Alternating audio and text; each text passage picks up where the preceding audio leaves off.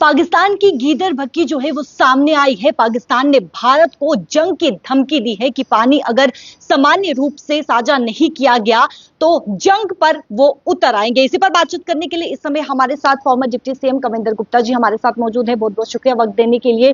Sir, Pakistan के पूर्व जो विदेश मंत्री हैं बिलाल भुट्टो, उनके द्वारा धमकी दी गई है। सांसद के भाषण में उन्होंने कहा कि अगर पानी जो है वो साझा नहीं किया गया, इंडस वाटर ट्रीटी के तहत इस्लामाबाद को पानी नहीं दिया गया, तो वो जंग पर जो है वो उतर आएंगे। देखिए, पाकिस्तान की इस प्रकार की गीदड़ भभकियां पहले भी बहुत आ चुकी हैं।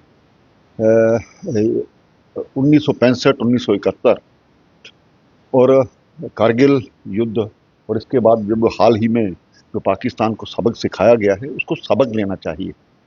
1971 के युद्ध में पाकिस्तान के दो टुकड़े हुए थे, और जब अब जो हालात बने हुए हैं वो समय दूर नहीं है जबकि पाकिस्तान खुद अपनी हालत दोबारा इस प्रकार से करना चाहता है।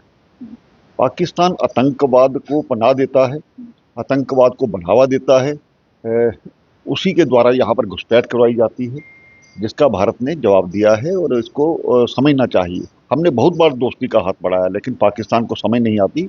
अब जो फैसला किया गया है देश की सरकार ने, वो सोच समझ करके लिया है। पाकिस्तान कुछ भी कहे, उसकी बातों का यहाँ असर होने वाला नहीं है। पहले अपने देश को संभालने, आपस में तो एकजुटता है नहीं, और हमारे ऊपर इस प्रकार के सवाल लगाएंगे। अच्छा, देखिए, ये भी कहा गया है कि अगर वो साझा नहीं करते हैं पानी, भारत साझा नहीं करता है पानी, तो 6 नदियां, इंडस बेसिन का यहाँ पे जिक्र किया गया है, 6 नदियों का पानी जो है वो अपनी ओर जो है मोड़ दिया जाएगा। और साथ में उन्होंने ये भी कहा कि अगर उस भारत धमकी पर अमल करना चाहता है तो वो जंग के लिए जो है वो यानी कि उतर पड़ेंगे। देखिए, पाकिस्तान की हालत पहले ही खराब है आर्थिक तौर पर, और दूसरे किसी भी तौर पर पूरे विश्व में उसका कोई हमसाया नहीं है। तो मुझे लगता है कि उसको विचार करना चाहिए। जो इस प्रकार की जो चैलेंजेस हैं वो कामयाब नहीं होने वाले। इंडस वाटर ट्रीटी निलंबित ही रहेगी। देखिए, अभी ये सरकार का फैसला है, तो समझना चाहिए कि किसी कारण से किया है। पाकिस्तान को सबक सिखाना बहुत जरूरी है।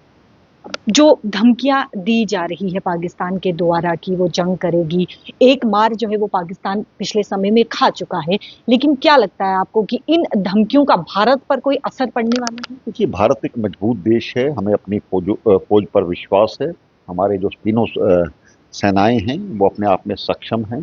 किसी भी इस प्रकार के, और खास करके अभी हाल ही के जो मई की जो 2 दिन का एक सीन हुआ है, उसके कारण से अब पूरे विश्व को समझ आ गई है कि भारत मजबूत है, वो अपने आप में सक्षम है, और किसी भी इस प्रकार के चैलेंज को मुंह तोड़ जवाब देगा। एक तरफ पानी की बूंद के लिए तरस रहा है, एक वीडियो भी देखा गया था महिला के द्वारा कि कराची इंटरनेशनल एयरपोर्ट पे जो है वो पानी तक नहीं है, तो ये कहीं ना कहीं बौखलाहट नजर आ रही है।